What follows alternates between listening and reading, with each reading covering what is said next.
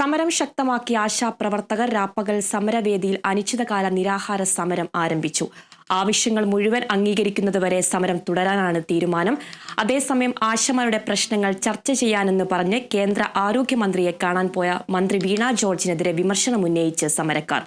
മറ്റ് ആവശ്യങ്ങൾക്കായി ഡൽഹിയിൽ പോയ മന്ത്രി തെറ്റിദ്ധരിപ്പിക്കാനുള്ള ശ്രമമാണ് നടത്തിയതെന്നും ആശാപ്രവർത്തകർ ആരോപിച്ചു.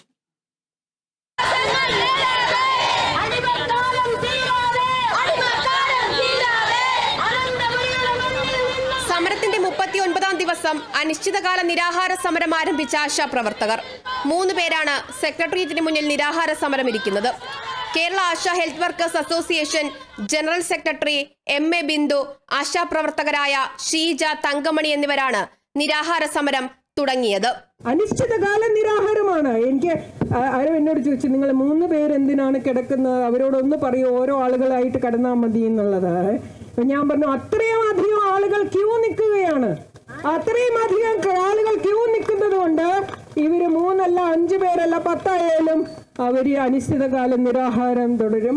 തലസ്ഥാനത്തേക്ക് മന്ത്രി വീണ ജോർജ് തിരിച്ചെത്തുമ്പോൾ നിങ്ങളുടെ പ്രശ്നങ്ങൾക്കൊരു പരിഹാരം ഉണ്ടാകുമെന്ന് പ്രതീക്ഷ ഉണ്ടോ? ഇല്ല, ഞങ്ങൾ ഉയർത്തിയ കാര്യങ്ങൾക്ക് അതിനകത്ത് പരിഹാരം വരത്തില്ല. കാരണം ഓണറേറിയം വർദ്ധിപ്പിക്കേണ്ടതും വിരമിക്കൽ ആനുകൂല്യം പ്രഖ്യാപിക്കേണ്ടതും സംസ്ഥാന സർക്കാരാണ്. അതിവിടെ തീരുമാനിക്കേണ്ട കാര്യത്തിന് എന്തിനാണ് ഡൽഹി പോകുന്നത്? പിന്നെ ഇൻസെൻറ്റീവ് വർദ്ധിപ്പിക്കാമെന്ന് കേന്ദ്ര ആരോഗ്യമന്ത്രി JP നദ്ദ പറഞ്ഞിട്ടുണ്ട്. അത് ഞങ്ങളുടെ സമരത്തിൻ്റെ വിജയമാണ്. അപ്പോൾ അതിനുള്ളൊരു സാഹചര്യം ഞങ്ങൾ നമ്മുടെ ബഹുമാനപ്പെട്ട ആരോഗ്യമന്ത്രിക്ക് ഉണ്ടാക്കി കൊടുത്തിട്ടുണ്ട്. അവിടെ പോയി അത് ചർച്ച ചെയ്തിട്ട് ഒറ്റ ഇൻസെൻറ്റീവ് വർദ്ധിപ്പിക്കട്ടെ, ഞങ്ങൾക്ക് സന്തോഷമേ ഉള്ളൂ. ഓണററി ഇൻസെൻറ്റീവ് എല്ലാം കൂടെ വർദ്ധിക്കുമ്പോൾ നമുക്ക് മാന്യമായി ജീവിക്കാനുള്ള ഒരു തുക കിട്ടുമല്ലോ, അതിൽ സന്തോഷമേ ഉള്ളൂ.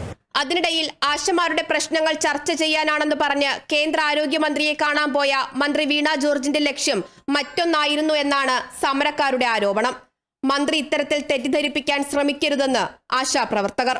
ബഹുമാനപ്പെട്ട വീണ ജോർജ് സംസ്ഥാനത്തെ ആരോഗ്യമന്ത്രി ഇന്ന് ഡൽഹിയിൽ പോയത് ക്യൂബയിൽ നിന്നെത്തുന്ന ഉപപ്രധാനമന്ത്രി അടക്കമുള്ള സംഘത്തെ സ്വീകരിക്കാനാണ് പോയിരിക്കുന്നത്. കൂട്ടത്തിൽ കേന്ദ്ര ആരോഗ്യമന്ത്രിയെ കാണാൻ പറ്റിയാൽ കാണും.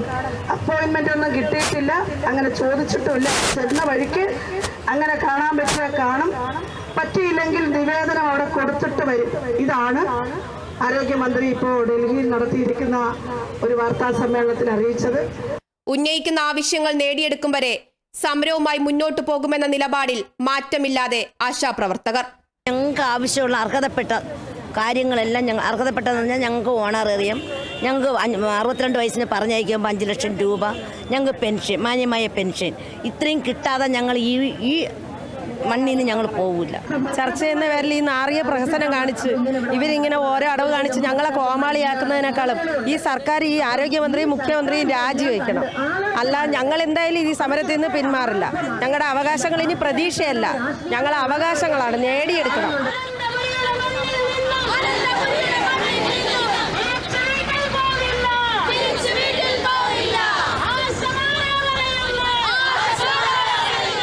നിരന്തരമായ അധിക്ഷേപങ്ങളും സർക്കാരിന്റെ അവകാശവാദങ്ങളും ആശാപ്രവർത്തകരുടെ സമരത്തെ കൂടുതൽ ശക്തമാക്കുന്നു. ഇനി എത്തരത്തിൽ സർക്കാർ ഇവരുടെ പ്രശ്നങ്ങൾക്ക് പരിഹാരം കാണും? ക്യാമറമാൻ ഷാൻ ജെയ്സിനൊപ്പം സൂര്യഗായത്രി, കേരള വിഷൻ ന്യൂസ്.